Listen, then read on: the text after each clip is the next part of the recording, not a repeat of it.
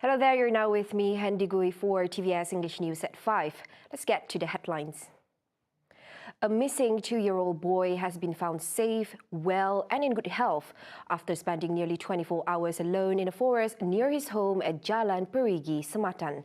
The boy, identified as Muhammad Ryan Bujang Abdul Qayyum, was successfully tracked by the Fire and Rescue Department K9 Unit's sniffer dog by the name Daisy. Sarawak Bomba Operations Assistant Director Henry Ardimansyah said the boy was found at about 1 p.m. Terdapat biasalah cala-cala sedikit tapi tiada luka-luka yang parah lah. Dalam keadaan sihat, masih lagi cergas. On Wednesday, the victim was reported missing while waiting for his father at the quarry workers' quarters around noon. His mother realized that Ryan had gone missing, then called for her husband and a group of friends to search for him, but to no avail. The department received a distress call at around 2 p.m. on the missing incident. A search was immediately conducted around the victim's house, the quarry area, and at the nearby palm oil plantation, where he was finally found today as the search operation enters its second day. The Sarawak Trade and Tourism Office Singapore, or STATOS, will invite 52 Singaporean business owners to Kuching for a unique exchange of trade and culture. In a statement today, STATOS said the program, which is to be held from February 20th to 24, is to promote business opportunities in Sarawak and raise the cultural understanding between Singapore and Sarawak. According to him, the business owners are from diverse fields, such as food and beverage, logistics, and packaging. Statos added that the event will provide opportunities for participants to explore trading in Kuching, network with other business owners, and learn about the business landscape of Sarawak. Now, PTT Exploration and Production Public Company Limited of Thailand has joined Petronas Cari Gali Sdn Berhad PCSB and Petroleum Sarawak Berhad Petros as partners in the offshore exploration of Block SK325 in Sarawak.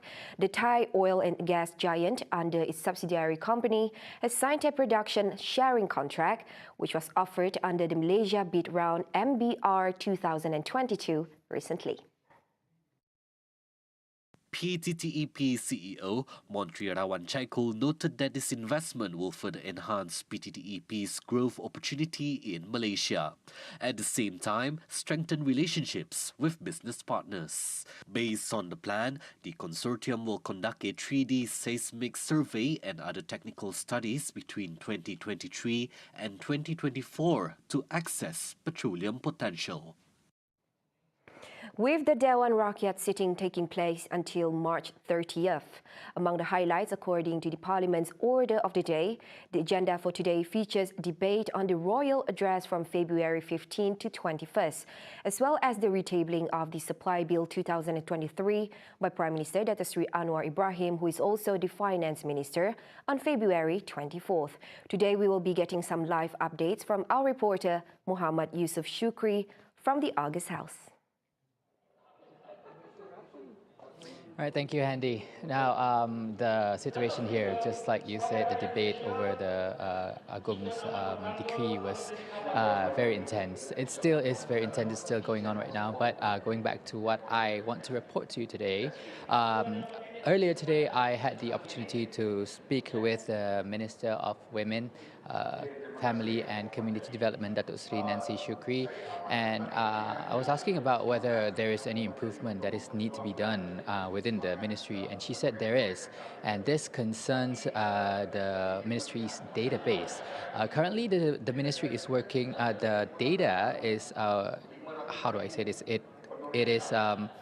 It's working in silos, meaning it works separately depending on each district.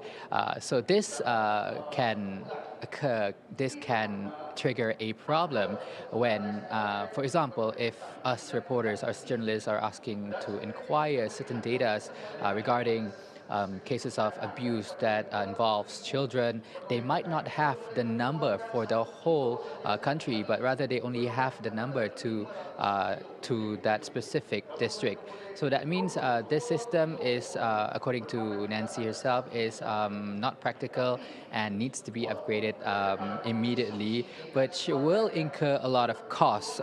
So therefore, Nancy said she wants to unite all these data into one central base data, so that all these data are accessible not only to the staff of the ministry, but for people like us who wants to inquire these sort of data to write stories or write reports.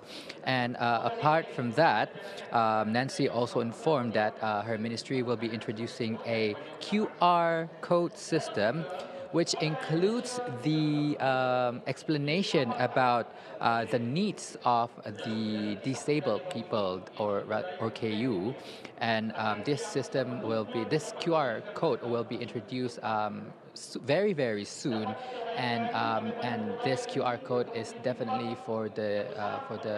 it will be utilized more by parents or guardians who are taking care of their disabled children or their disabled loved ones, and it's also useful for the general public to get more information on how to care for the disabled. And for more reports on this matter, please visit our website at tvstv.my, or tune in to the full report later on at 8 p.m.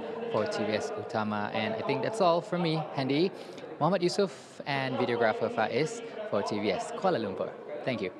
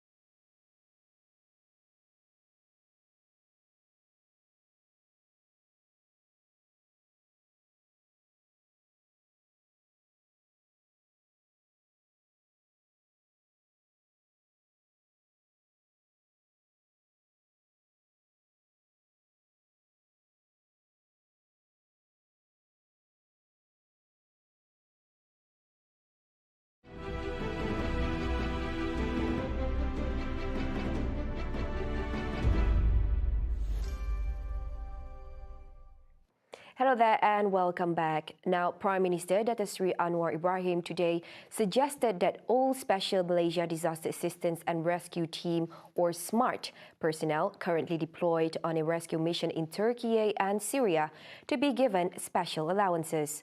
Anwar said these includes awarding tokens of appreciation as well as service medals to honour the sacrifices and commitment of the personnel involved. Khas ini ditetapkan ya bagi tiap individu dan ikut tempoh khidmat mereka, dan saya akan bincang dengan perbandaraan tentang jumlah yang bersesuaian.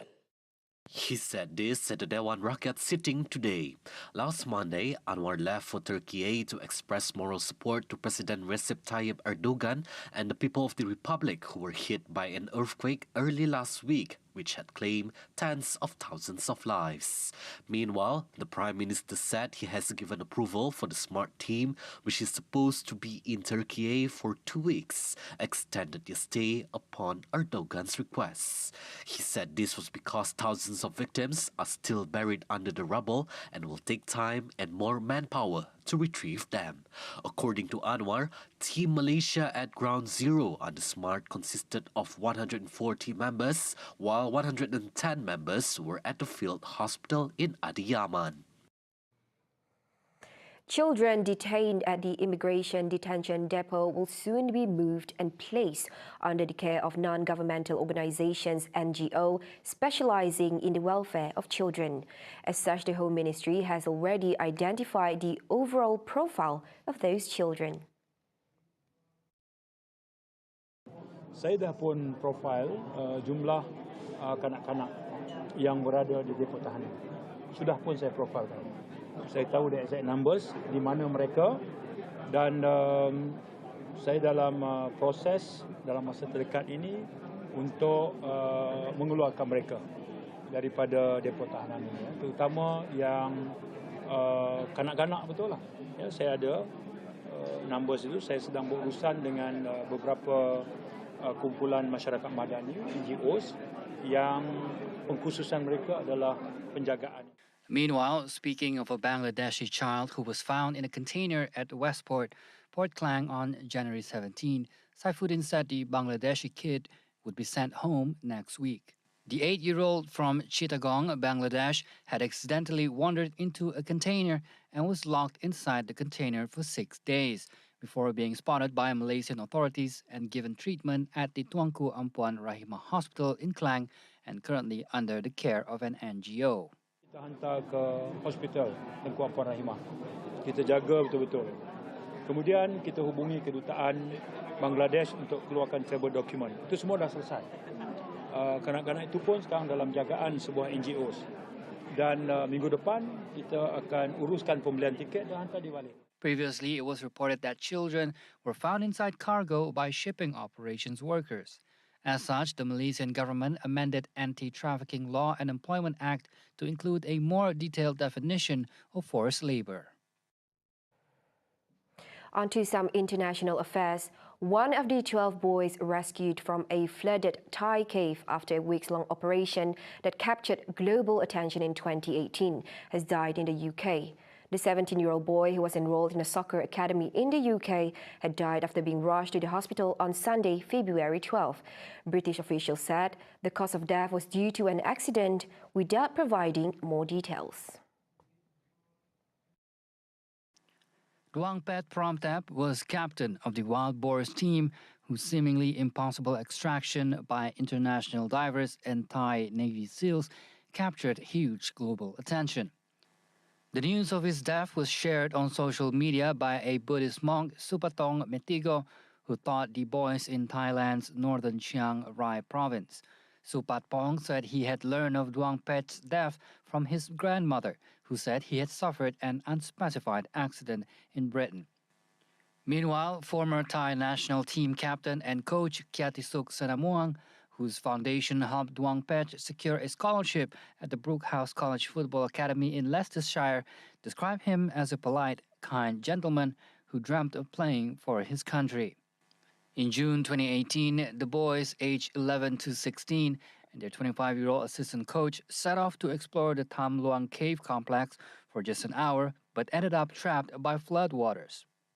They were found 9 days later in a flooded chamber 4 kilometers from the entrance of the caves. Their complicated extraction started 6 days later in an unprecedented operation during which a retired Thai diver died. Now, once rescued, the boys were invited to attend a Manchester United match, and their story was the subject of books, documentaries, and films, and most recently, the Netflix series Thai Cave Rescue. See the world closer with TVS as we bring you the latest news updates, both locally and internationally. More headlines anytime at tvstv.my or follow us on our social media platforms. That's all the time we have for TVS News at 5. I'm Handy Gui. Thank you for watching.